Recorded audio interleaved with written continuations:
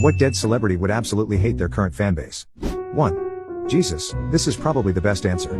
As a devout Christian who was a deacon in high school, I've noticed people forget that Jesus was a socialist anarchist, likely a brown-skinned, twink wizard Jew, who lived and gave his life to bring freedom and prosperity to the downtrodden and to defy oppressive theocracies. That's our Messiah, not the gun-toting nationalist capitalist and fascist homophobe that many seem to portray today. I actually read the Bible, unlike most people claiming to pass oppressive legislation in the name of God.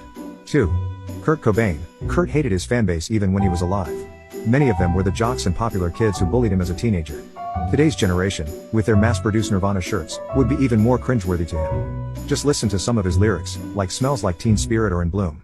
He also would likely be extremely disappointed in Dave Grohl for being what some consider a sellout. I saw Nirvana at Maxwell's in Hoboken, New Jersey, in 1989 when Chad Channing was still their drummer.